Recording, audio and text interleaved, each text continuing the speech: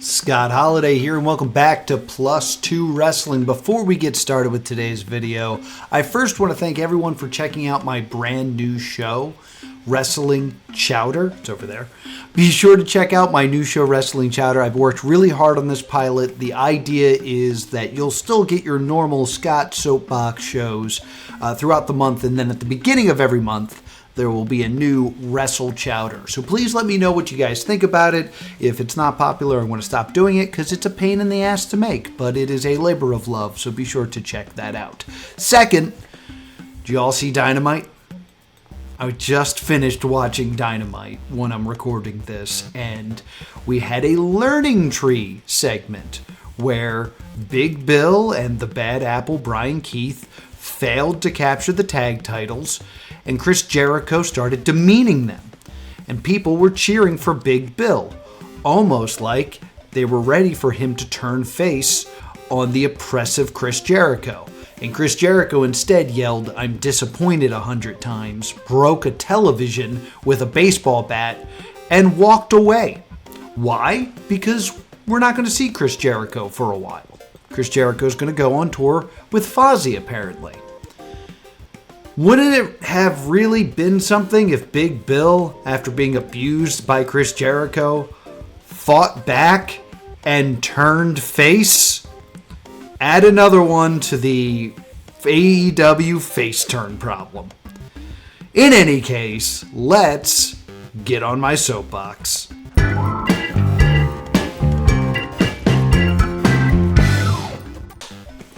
Today on my soapbox, I'm tired. I'm a little sleepy. I went to AEW Dynasty over the weekend, and that show was long. It was good, but it was long, and it screwed up my sleep schedule, and I'm still recovering from it. Basically, if you hadn't seen the show, it was great. It was a good show, but this weird phenomenon happened where everyone, or a good chunk of people, got up during the Kyle Fletcher match to try to get some food. And then the Chris Jericho match started, and another group of people got up to go and get food, all to find out that food closed at 10 o'clock. So there was a bunch of hungry, angry people in the arena.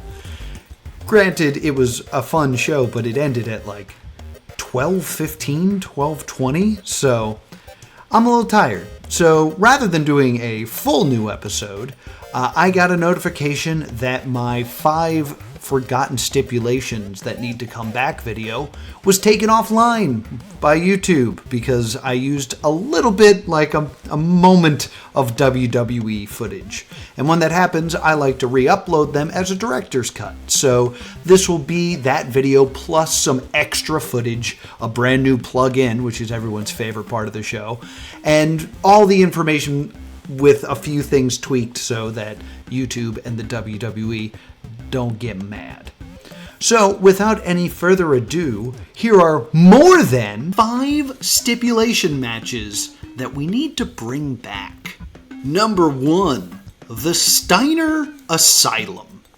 Back in the dying days of WCW, a brand new match type debuted on Nitro, and it wasn't great, but it was definitely unique, and they tried it a few times. It was the Steiner Asylum, a specialist match for Scott Steiner. Basically, he would be locked in a circular cage that fit inside the ring, and they would face off one-on-one in a submission match. The only way out of the cage was to submit, was to beg for mercy. The cage had no door, so you had to give up to be let out, and they would raise it back up, and only then would you be free from the grasp of Scott Steiner.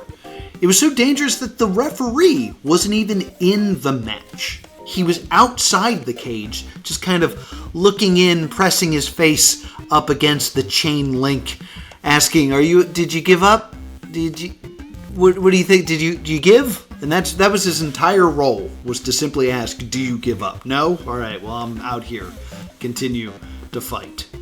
And there was a lot of problems with this type of matchup. One, you are limiting the space in the ring. You've taken the ropes out, and now there's a much smaller circular area that the two wrestlers have to work.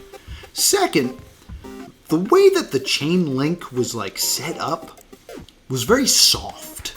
Instead of bouncing off of it, the chain link would kind of give and you'd fall into it. These are two of the negatives of the Steiner Asylum, and I'm going to actually argue that they're positives. First, we've all seen cage matches, and they do the spot where they grab someone and run them fully into the side of the cage, and they kind of bounce off. There was no bounce in this. Rather than hitting the cage and bouncing off, you would hit the cage and it would kind of swallow you.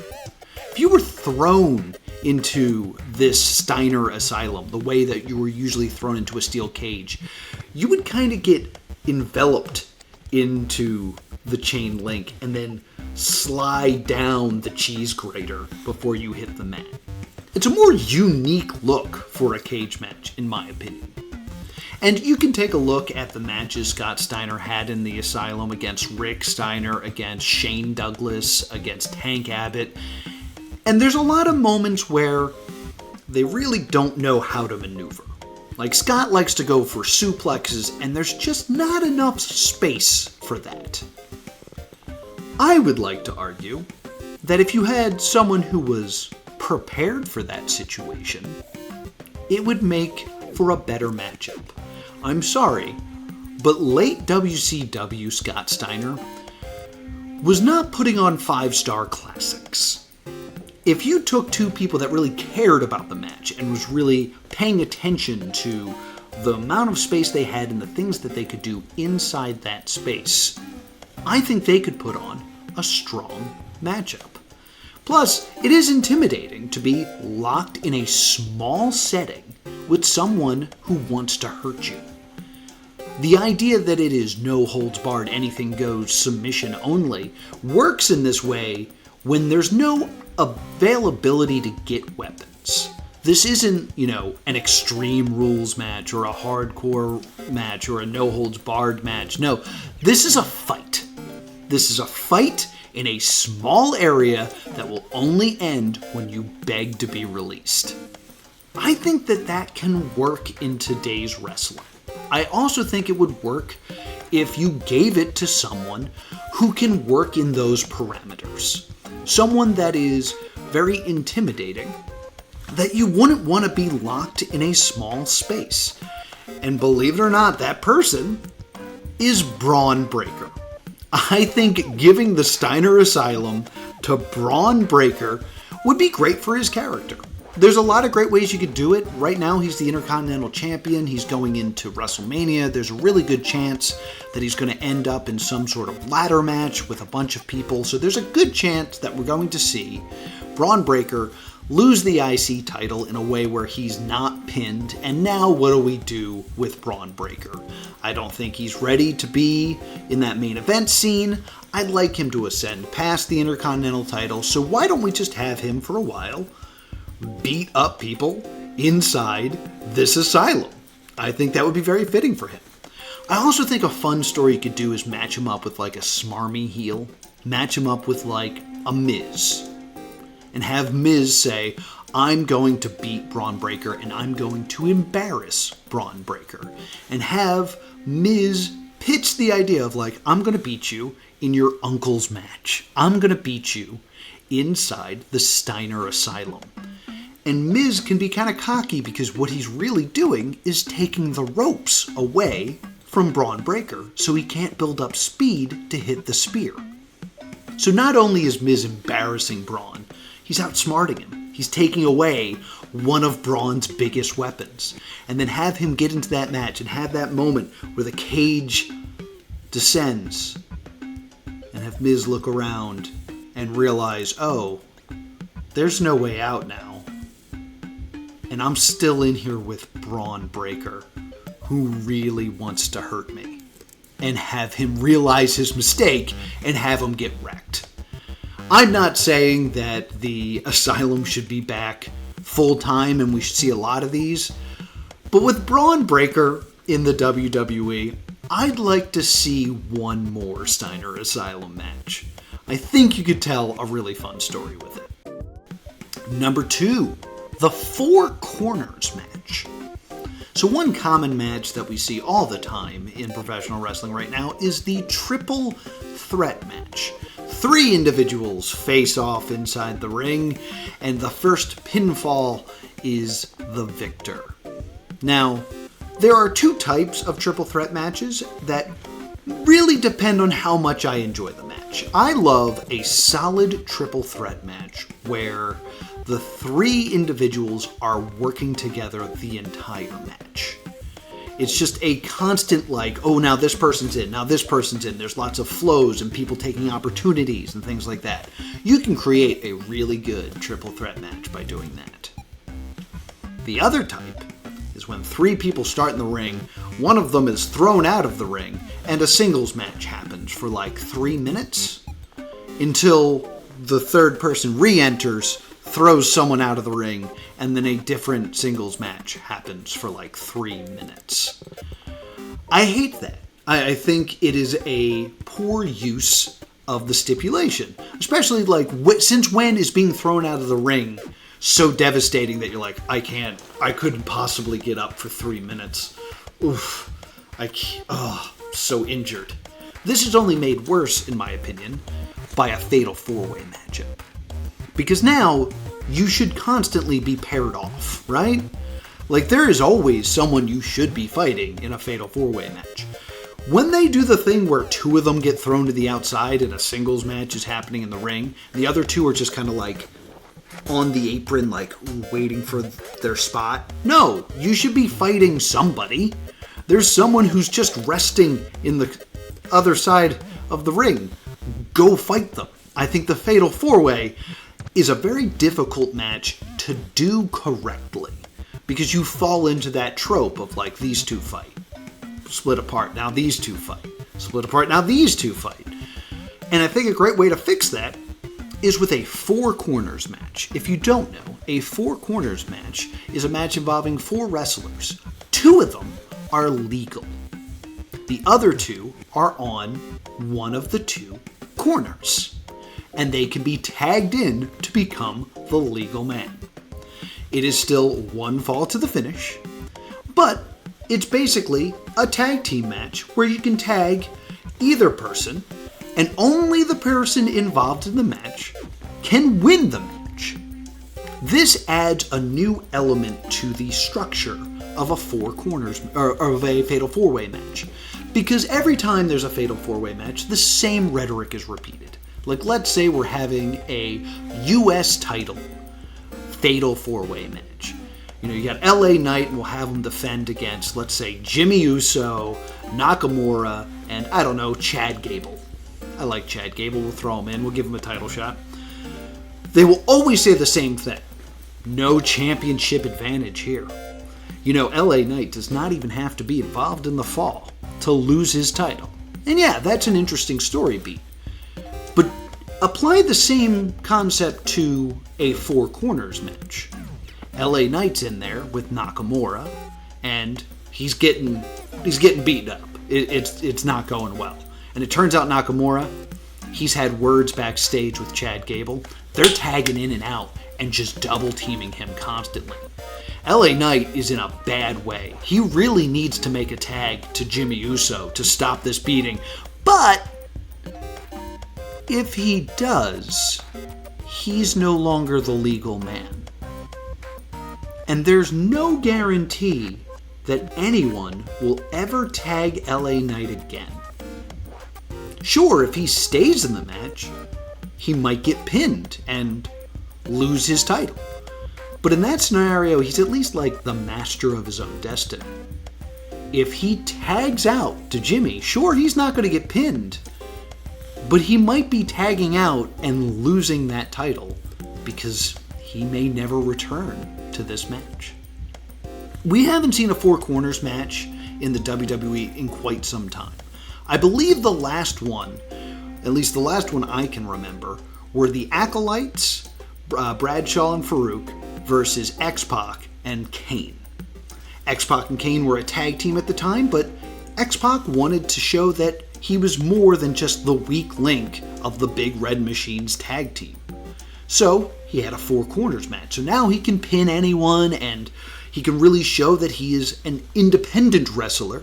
Not that kind of independent wrestler, but he can wrestle on his own and is not just relying on Kane to do his dirty work for. This tells a great little story, and it's a story I would like to see told more in wrestling. You could do a lot with a four corners match. You're adding more rules to a fatal four-way match, but that allows you to tell deeper stories where the stakes are actually brought up and raised rather than being lost in the constant shuffle of a fatal four-way match. Now, you might not agree with what I just said about the fatal four-way match. Maybe you're a big fan of the fatal four-way match, and that means you're really gonna hate my next suggestion, so let's take a break here and plug in. Starting with some sad news here in the plugs. High Tension Wrestling's It's Just Philadelphia Freedom was scheduled to be this very Saturday, that's April 12th. Unfortunately, due to the rain, it has to be postponed as it was a free outdoor show. So if you want more information of where and when this show is being rescheduled to, you can find that information on the High Tension Wrestling Instagram. Friday, April 25th, Labor of Love presents Tell Me a Story, where you will see the winner of the Wrestle Cup, Weber Hatfield, challenge Cheeseburger for the citywide championship. Plus, in tag team action, it's my number 3 breakout star of 2025. It is Crummels and Defarge battling the Philadelphia staple, The Rep. That is a tag team match that I didn't know I needed to see until I saw it advertised here. It's gonna be a banger. Plus, see Drew Gulak go one-on-one with the Mecca, Brian Johnson. Brian Johnson has been this close to making my top 10 list every year, and now I'm going to see him live and in person. So you should see him live and in person as well. It's Labor of Love's Tell Me a Story, April 25th at Northern Liberties Recreation Center. You can get your tickets at buytickets.at/Labor of Love.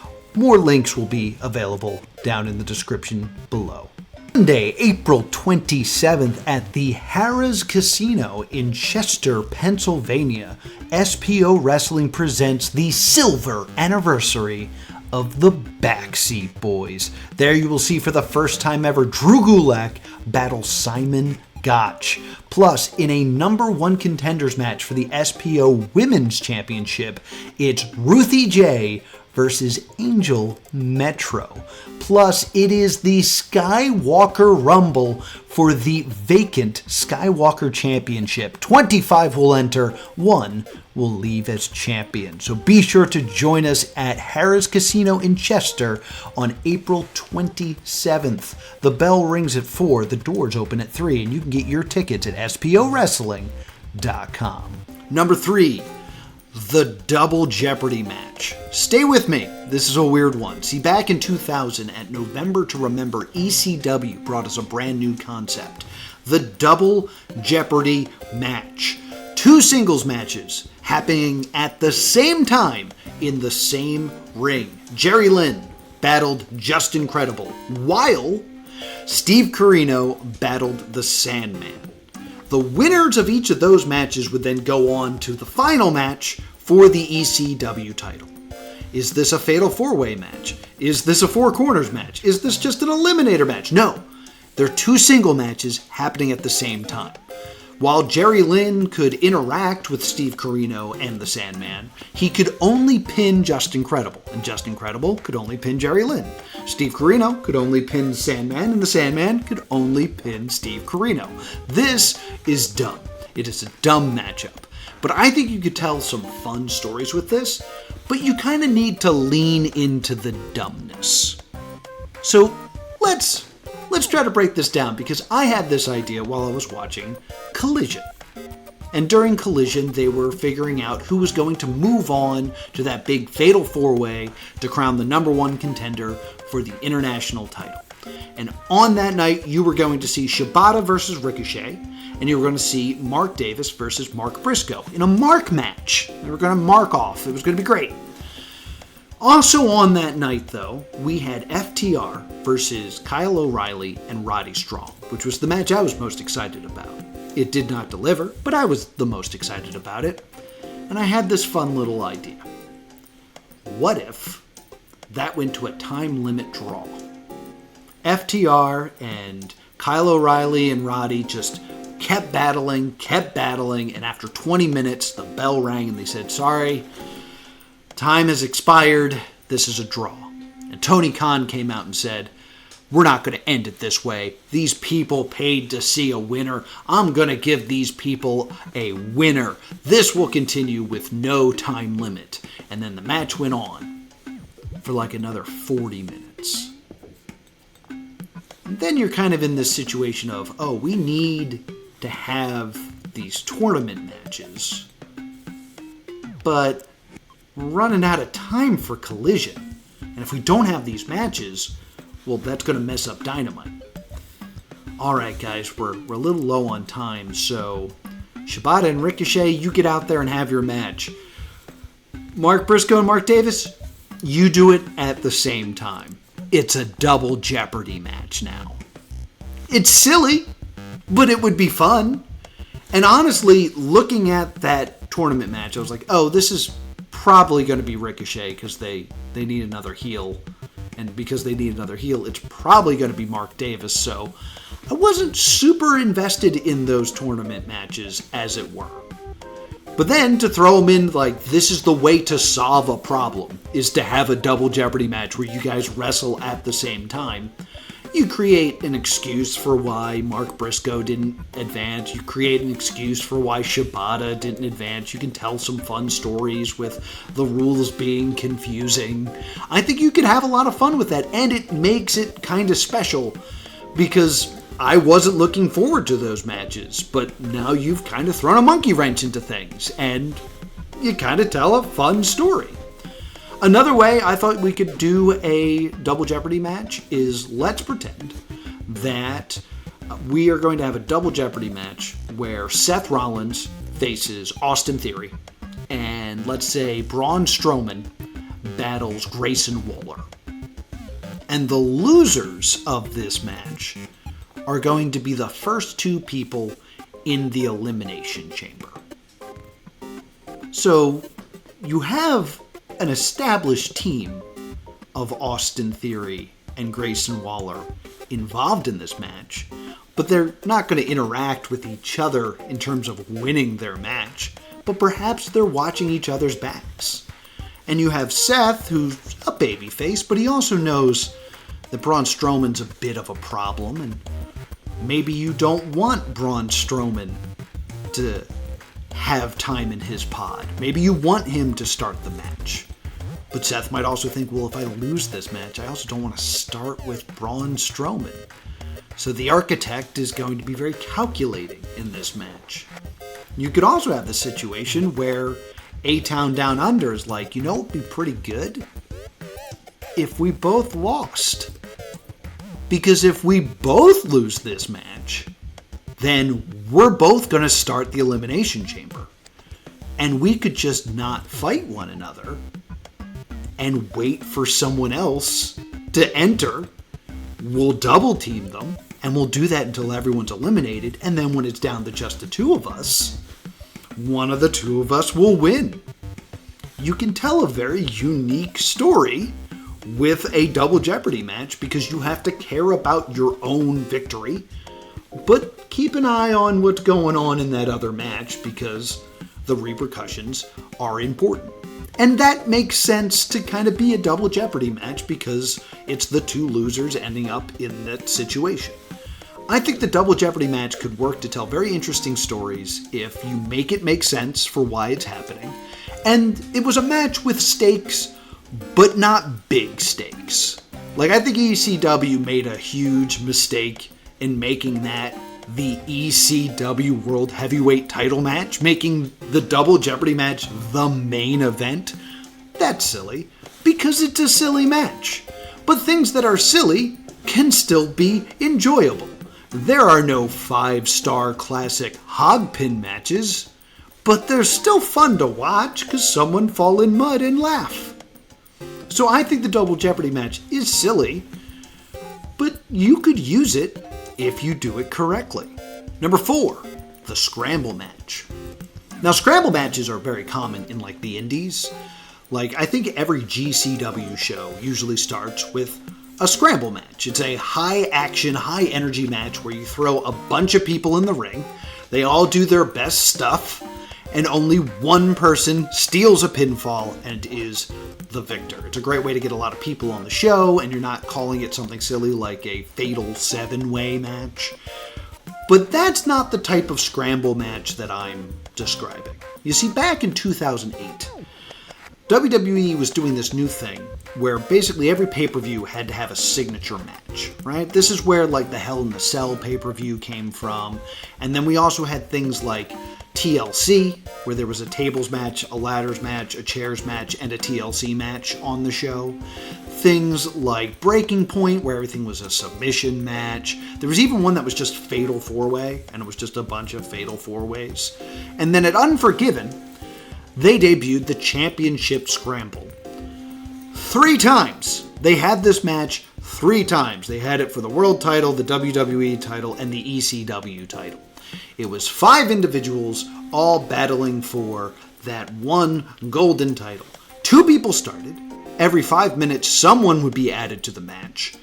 And the person who scored the last pinfall would be the victor. This created like this weird kind of like that hardcore battle royal that took place at WrestleMania that one year where they screwed up the ending. That kind of feel where you would try to score your victory and then basically defend your victory and make sure no one else could do it. And while you were the last person to have made a pinfall, you were the interim champion. This led to very strange things like interim champion the Brian Kendrick. That's a real thing that happened. But WWE did this thing where they just kind of burned it out immediately. It was a brand new concept, and they threw it in front of us 3 times in a row. And then by the end of it, we were kind of just done with the concept. And a version of this is kind of reinvented itself in the Iron Survivor Challenge. But the Iron Survivor Challenge is all about scoring the most pinfalls. With a scramble match, it's just the latest pinfall that matters. And with the Iron Survivor, their matches tend to end with the last couple seconds of people being like, "Oh, we gotta get some pins. Everybody run! What's happening?" And that's not the best, most exciting way to end a match. With the scramble rules, you only need 3 seconds left to score that last pinfall. Heck, you only really need 2 seconds to lock in a submission and make someone tap and steal the title at the very last moment. I personally prefer the scramble match over the Iron Survivor match. I think it's more exciting. I think there are less rules. There's not a penalty box that you have to hide in. And I think the idea of giving a clear definition to the word scramble match will really help professional wrestling as a whole. Number 5, the block. We started with WCW with the Steiner Asylum, and we head back to WCW for the block. The block was the creation of Lightning Foot Jerry Flynn, a wrestler that you probably don't remember. And he would challenge anyone to step into the block. It was basically a backstage area, kind of like a boiler room or some sort of like storage closet. And he would be standing there waiting. If you wanted to fight him, show up. Show up and get knocked out in the block. Now, because it was WCW, they didn't do the best job with the block. They did some like weird camera effect on it, so everything kind of like looked blurry because they were trying to make it more cinematic. But I really like the idea behind the block. Like I said, you probably don't remember Lightning Foot Jerry Flynn. And if you were, in kayfabe, that wrestler, you think that you are a fantastic wrestler, but no one cares about Lightning Foot Jerry Flynn, and you're not getting any TV time. So how do you fix that? You challenge people to fights. Like, hey, if you're not going to let me get into that ring and prove that I'm the best wrestler, I'll do it backstage. And this is a great idea in the WWE. Like, remember back in the Chris Masters days where he would do the Master Lock Challenge? He would lock fans and various wrestlers into the Master Lock, and all you had to do was break out of the Master Lock. It was a great way to get Chris Masters over and get his finisher over as something that could not be escaped from. But I have a problem with it, and it is a small nitpick. Why would the WWE give time to that? Like, it's not a match. Like, in kayfabe, why would you send Chris Masters out there to attack someone who bought a ticket, like one of your customers? That doesn't make sense.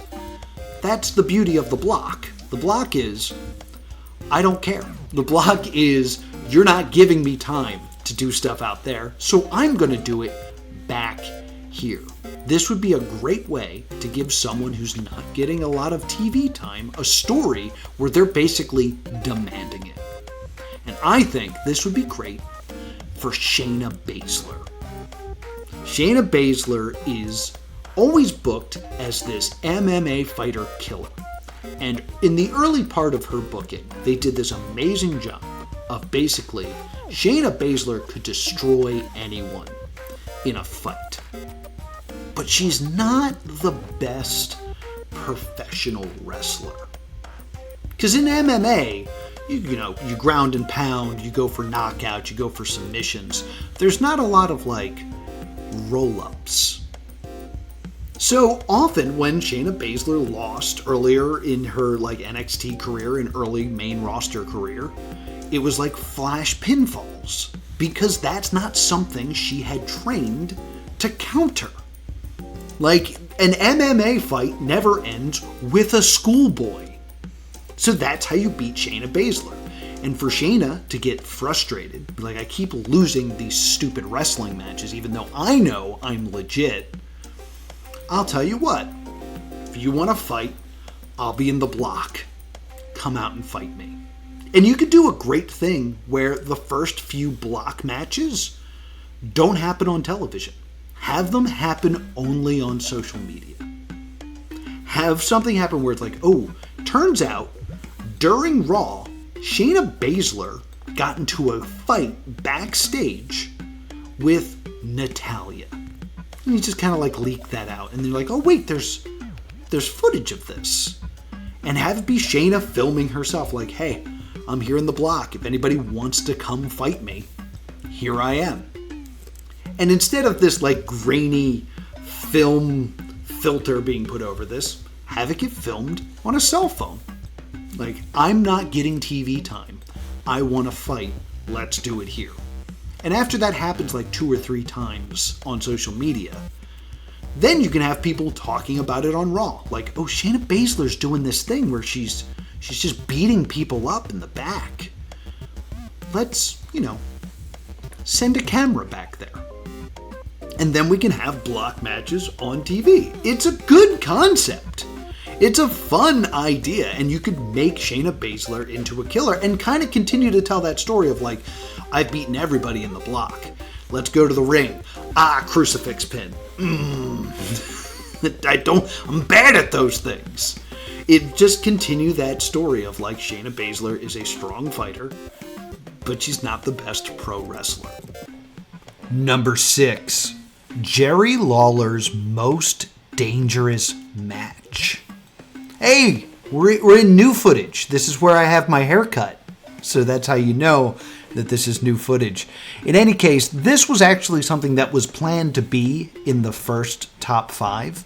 The problem is, I can find no evidence that this match took place. I went through Jerry Lawler's cage match, I went through all the Googling, and I could not find this match. But I have such a strong memory of it. I want to say it took place when I was a young lad watching Superstars. And Jerry Lawler was an active wrestler in the WWF, but also a commentator. And on commentary, he was putting over that he will be taking part in the most dangerous match. But he didn't really let on what the rules of such a match were. And he was sitting there, I believe, next to Vince McMahon, who was saying things like, is it like a cage match? And Jerry Lawler would say, like, sort of. And I kind of remember him saying it was more dangerous than an Inferno match. So that would put it somewhere around like April 98. Yet when I went through Cage Match, I could not find it. So it might be a situation where if you were in a different time zone or a different area, at that time you would actually get different versions of a show. Like, I particularly remember watching WWF programming, and because they were going to be in Philadelphia, getting promos about how Shawn Michaels was going to defend the WWF Championship against Diesel in a steel cage match. But the only way to see that would be to go to the Spectrum Live. So at that time, they would include kind of regional advertising so that they could promote the live event coming to your area. So it's possible that this is kind of getting forgotten for time because in certain areas they didn't see this match. That's my best explanation. Oh, so what is the match? Well, Jerry Lawler came out and wrestled some local talent and explained that he is the king and he was going to do something that has never been done before. And he wrestled against this individual while doing his own commentary. He wrestled the match while holding a microphone and trash-talking his opponent for everyone to hear as he fought to victory.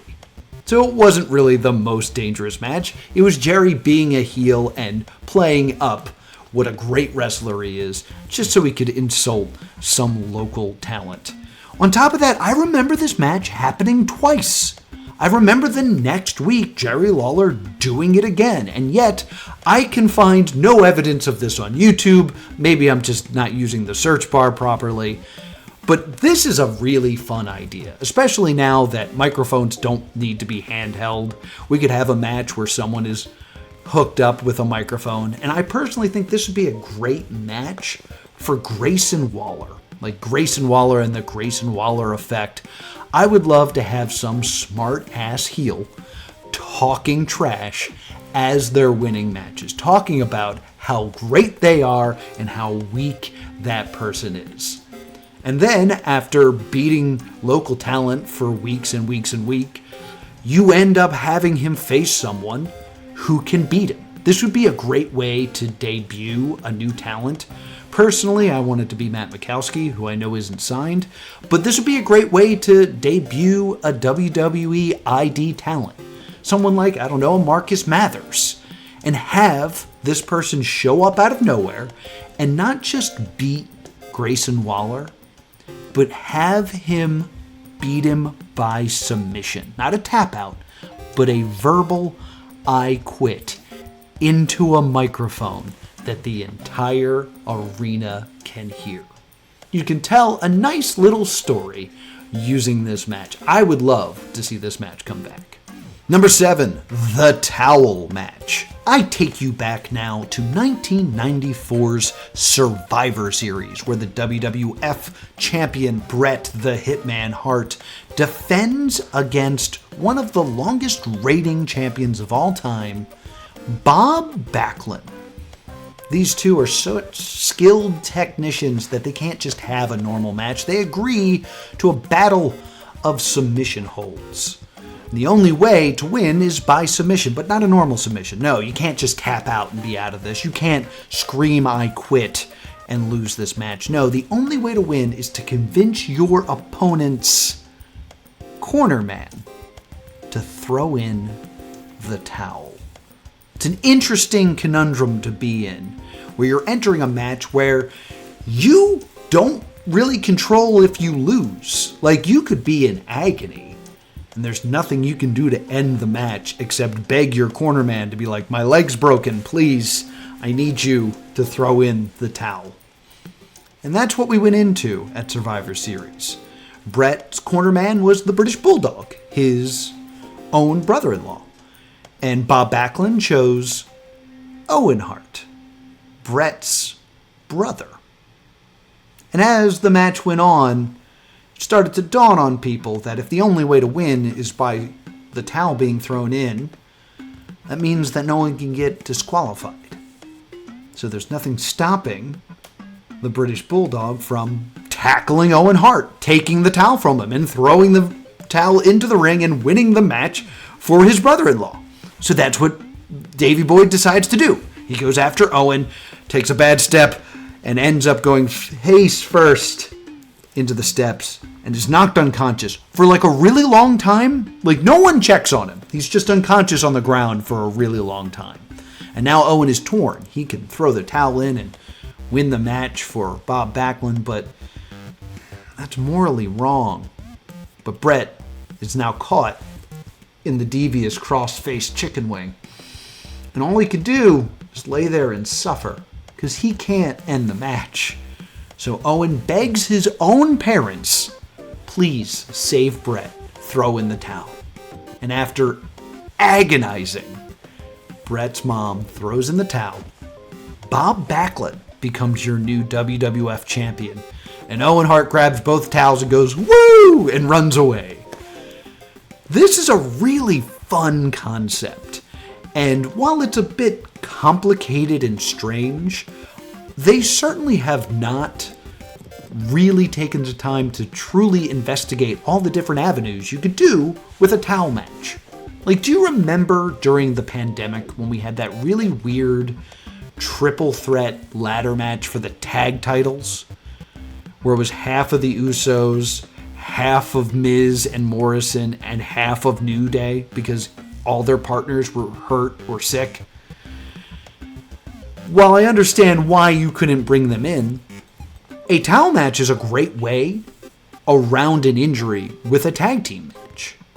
Like, if the primetime players, not the primetime players, if the Street Profits are your tag team champions and Montez Ford is hurt and can't wrestle, he could still sit outside the ring and be the corner man for Angelo Dawkins. And it would still be a bit of a team match that would make sense to have the tag titles fought under rather than a one-on-one contest for the tag titles that would protect Montez, who's sitting out due to an injury. You can also have a lot of other story beats in here. Like the moments where you're looking at the person that you're cornering for, they're in agonizing pain. They just can't go on anymore, so you take the towel and drop it on the floor and smile and watch as the person you were supposed to be friends with suffers in a match that they can't escape from. Also, this match took place in 1994. This is before, like, the hardcore style had really been, I don't want to say invented, but it was definitely not something that was in mainstream wrestling. The idea of doing a towel match where there are chairs and tables and ladders definitely ups the ante of a towel match. There's a lot still left to be discovered with a towel match, and I think it's time we bring that one back. And that's it. That's the director's cut of 5, dare I say 7, stipulations that should be brought back. My main thesis with this that I want to bring up is basically a stipulation match doesn't need to be a main event. It can work simply as a story beat to tell a bigger story. Some of these matches probably wouldn't even really be good, but would be a great beat on a way to a great match during a great story. So I think these are things in the arsenal of the bookers of wrestling that they could bring back and really tell some new, innovative stories. Thank you so much for watching and joining me once again here on my Soapbox. If you're having a good time, you can go down here and subscribe to the channel. You can also leave your favorite stipulation that you think should come back down in the comments down below. And also, I'll throw some cool videos here on screen. You can take a look at Wrestle Chowder, my new pilot that went out last week. And also, here's another director's cut. Here's the director's cut of how wrestling ends. Thank you so much for watching, and I hope you have a great day.